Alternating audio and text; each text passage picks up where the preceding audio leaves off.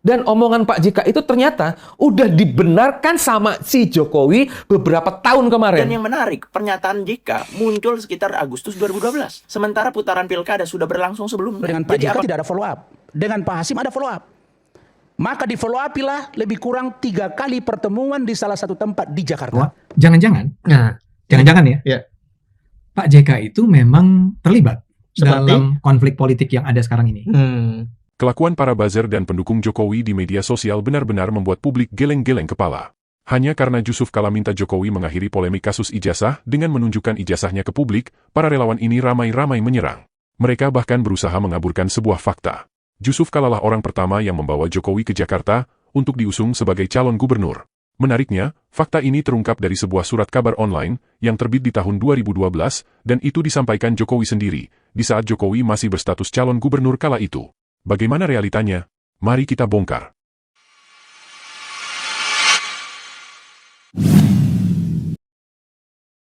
Siapa yang bawa Jokowi ke Jakarta untuk jadi gubernur? Siapa yang bawa Jokowi ke Jakarta? Saya yang bawa ke Jakarta dari Solo. Belakangan ini, publik kembali diramaikan oleh pernyataan Jusuf Kalla, mantan wakil presiden kita, yang menyebut bahwa dirinya adalah pihak yang membawa Joko Widodo ke Jakarta. Pernyataan itu memicu perdebatan. Apakah benar secara fakta dan kronologi? Mari kita bahas. Pertama, kita lihat dari sisi klaim JK sendiri. Memang benar ada pernyataan dan berita bahwa JK di sekitar Agustus 2012 yang menyebut bahwa dirinya punya peran dalam mendorong Jokowi ke Jakarta. Tapi kalau kita bedah konteksnya, faktanya pada Pilkada 2012 di DKI Jakarta, Golkar awalnya mendukung Alex Nurdin, lalu beralih mendukung Fauzi Bowo. Nggak ada sama sekali Jokowinya. Artinya apa? Secara institusional, Golkar nggak berada di barisan yang mengusung Jokowi saat momentum krusial Pilkada. Dan yang menarik, pernyataan JK muncul sekitar Agustus 2012. Sementara putaran pilkada sudah berlangsung sebelumnya. Jadi apakah ini peran di awal atau pernyataan setelah momentum berjalan? Ini kan jadi pertanyaan. Coba dijelaskan.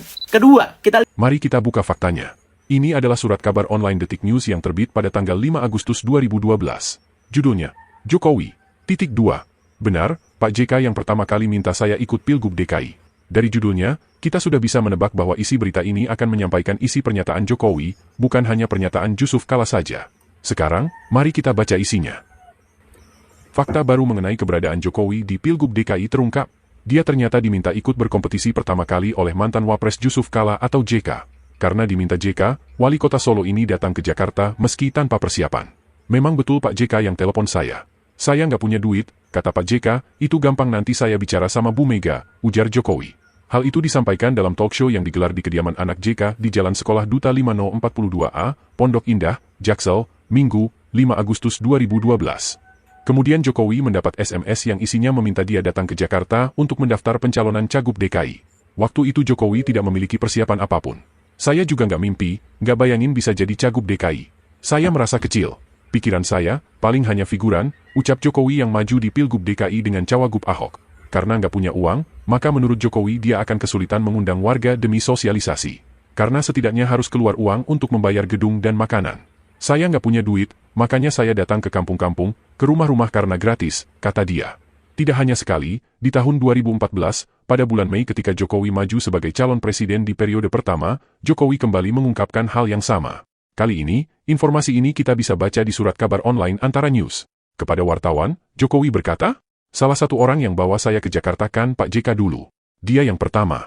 Jadi jelas, baik pernyataan di tahun 2012 maupun 2014, Jokowi masih konsisten menyebut bahwa JK lah yang pertama mengajak dia maju sebagai calon gubernur Jakarta. Selanjutnya masih di berita Detik News tahun 2012, Jusuf Kalla juga memberikan pernyataan yang sama. Berikut kutipan beritanya.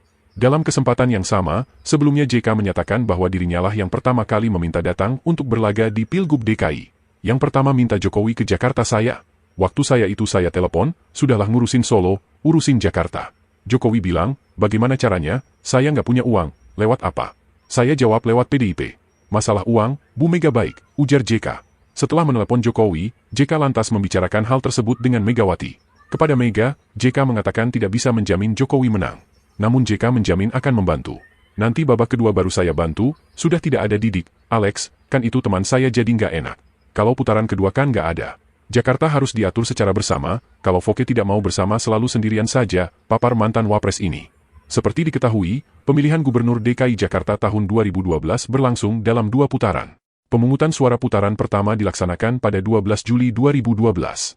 Menurut Yusuf Kala, meskipun dirinya yang meminta Joko Widodo untuk maju di Pilkada Jakarta, ia sengaja tidak pasang badan secara terbuka mendukung Jokowi pada putaran pertama. Alasannya, partainya, Partai Golkar, saat itu mendukung pasangan Alex Nurdin dan Nono Sampono. Di samping itu, Yusuf Kala juga harus menjaga hubungan baik dengan Didik Rajbini, calon wakil gubernur yang berpasangan dengan Hidayat Nur Wahid. Didik merupakan mantan ketua pengurus besar Himpunan Mahasiswa Islam periode 1984-1985, organisasi yang sama yang turut membesarkan Yusuf Kala.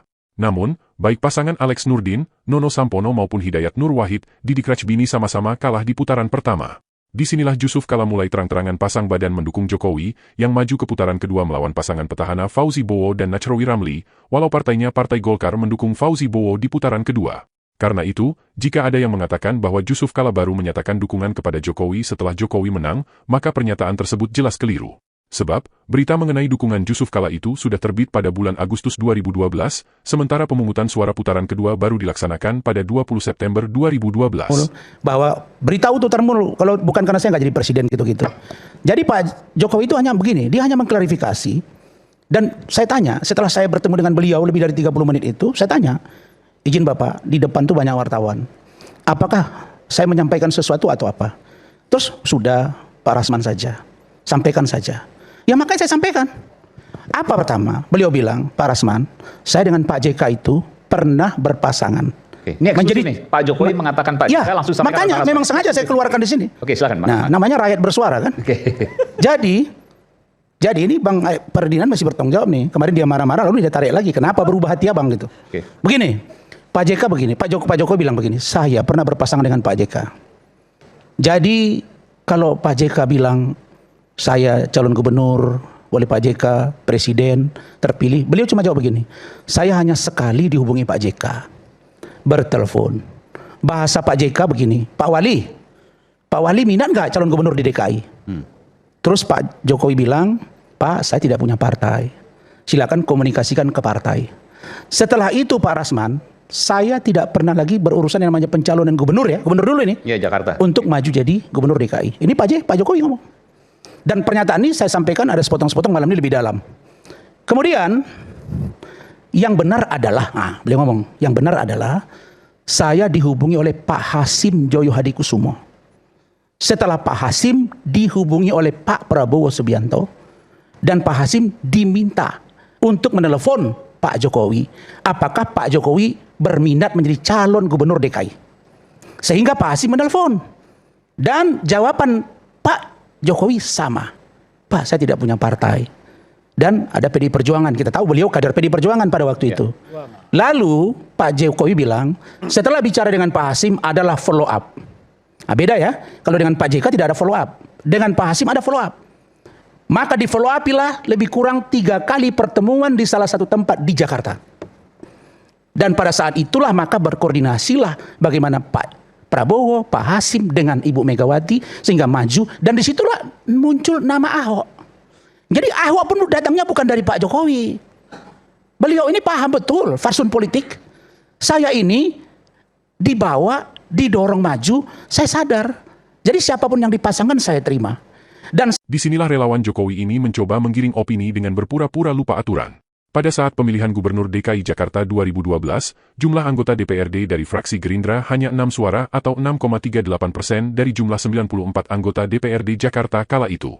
Sementara syarat ambang batas pencalonan gubernur sebagaimana diatur di PKPU nomor 9 tahun 2012, diatur minimal 15%.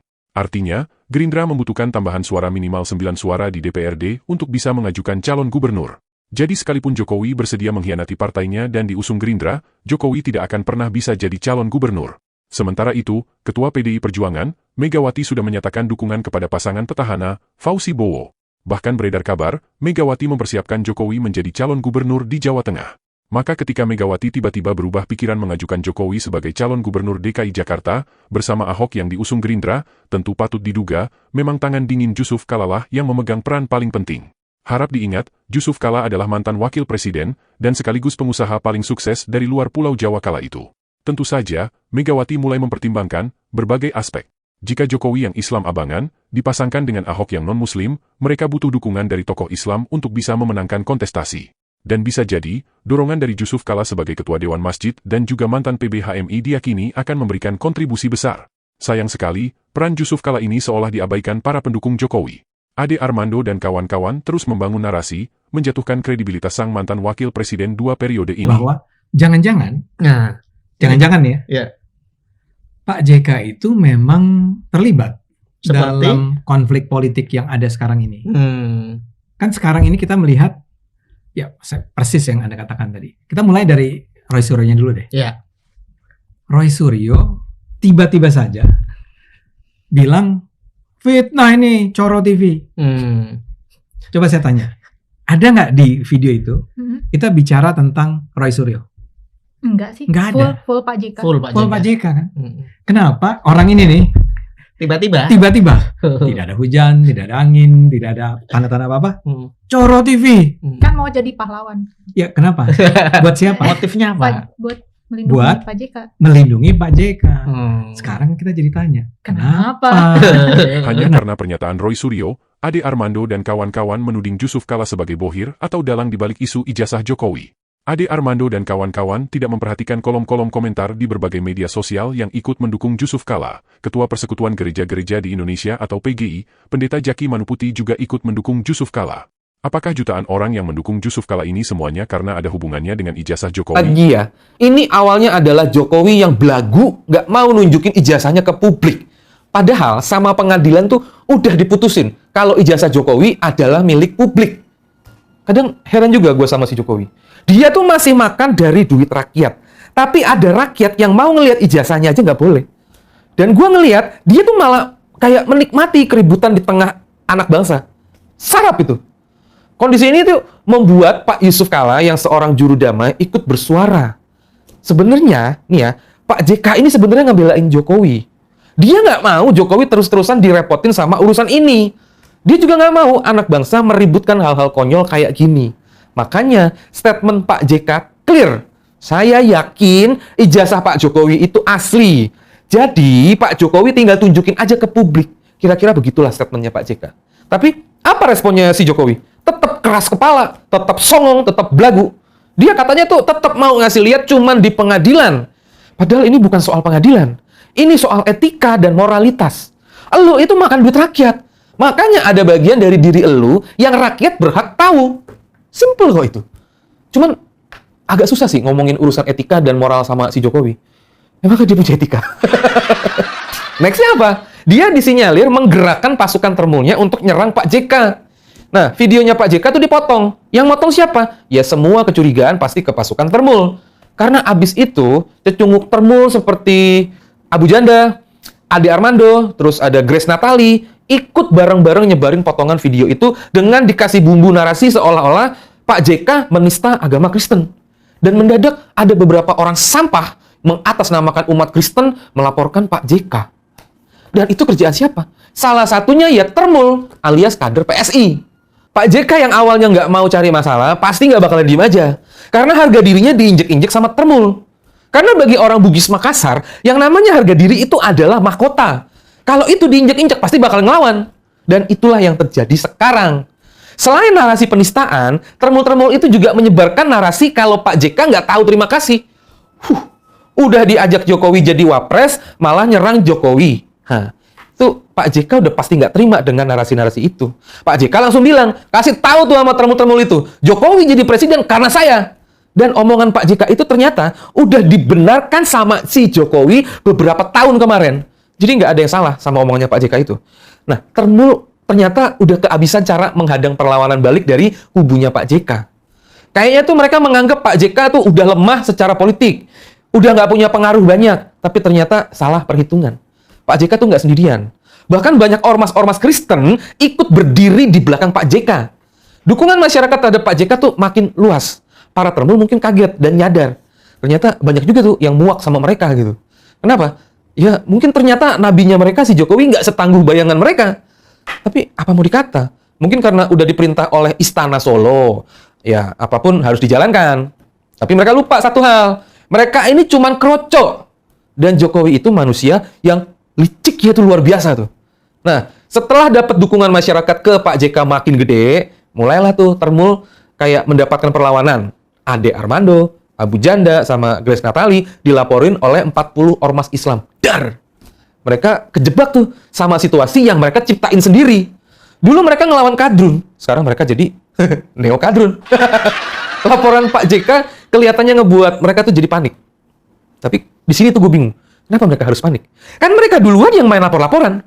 Terus kemana si Jokowi? Ya, gue yakin si Jokowi sendiri kaget dan pasti langsung ngerubah tuh rencananya. Yang tadinya mau ngehajar Pak JK, sekarang kayaknya mau ngerangkul Pak JK. Indikasi pertamanya dari mana? Dari mundurnya Ade Armando dari PSI. Tapi di sini nih, gue ngerasa Ade Armando ini dipaksa mundur. Karena PSI udah ancur-ancuran juga. Dulu waktu kasus Ahok tahun 2016, yang kena sasaran tembak kan PDIP. Kalau sekarang ini PSI. Masalahnya, PSI kan lambangnya doang gajah. Nyalinya mah kucing. Mereka kelihatannya tuh nggak seberani PDIP kalau urusan menghadapi tekanan massa. Makanya, di situ gue curiga Ade Armando ini diminta mundur. Dan kalau tahu malu sih, harusnya si Ade Armando ini juga mundur dari komisaris anak perusahaan PLN. Masa perusahaan BUMN komisarisnya terindikasi tukang sebar fitnah? Terus indikasi yang kedua adalah pernyataan Ketua Harian PSI kalau Grace Natali juga nggak bakalan dapat bantuan hukum dari partainya. Itu artinya Ade Armando sama Grace Natali ya dilepahin tuh sama PSI. Tanya tuh soal kuasa hukum. Gimana PSI katanya lepas tangan atau gimana? Ya kan saya udah mengundurkan diri. Tapi ya kan abang tetap kader berpengaruh lah dulu mungkin. Dulu? Enggak. Kalau saya juga tidak berharap ada bantuan hukum dari PSI ya. Artinya bedakan saya dengan Grace. Kalau Grace itu kan masih pembina ya. Salah satu anggota Dewan Pembina. Di struktur masih masuk lah artinya. Siapa? Mbak Grace di atas, bahkan di elit. Kalau beliau menurut saya agak mengherankan kalau sampai tidak didampingi oleh kuasa hukum yang dari PSI. Itu kan partai ya harusnya peduli lah terhadap kondisi yang dialami oleh para pengurusnya, para anggota, para kadernya. Kalau saya nggak apa-apa, saya udah mundur. Jadi kritik buat PSI nih Bang maksudnya? Itu kesimpulan Anda. Saya kan nggak bilang begitu tadi. Tapi saya bilang seharusnya sih Mbak Grace ini dibela, dibantu. Sadar atau tidak sadar, para pendukung Jokowi ini hanya dikorbankan. Mereka ramai-ramai menyerang Yusuf Kalla hanya karena membela ijazah Jokowi. Tapi mereka lupa bahwa rakyat sudah terlalu cerdas. Publik tidak akan mudah diprovokasi hanya karena penggiringan opini dari satu peristiwa saja. Ketokohan dan perjalanan panjang Yusuf Kalla, jasa-jasanya dalam mendamaikan dan mempertemukan pihak-pihak yang bersengketa tidak akan mudah dilupakan. Apa iya, bangsa ini akan digiring membenci satu tokoh nasional hanya karena kepentingan pembuktian sebuah dokumen yang oleh Komisi Informasi Pusat disebut dokumen publik, tapi oleh pemiliknya justru disandera untuk membiarkan rakyat saling caci maki satu sama lain? Semoga semakin banyak yang menyuarakan pentingnya akal waras digunakan. Karena jika publik terus-menerus dibombardir dengan pemblokan narasi kelompok tertentu yang terorganisir, maka bukan tidak mungkin, generasi selanjutnya akan menerima fakta sejarah yang bias. Terima kasih sudah menonton, dukung kami dengan menekan tombol like dan subscribe di bawah video ini, agar channel ini dapat bertahan.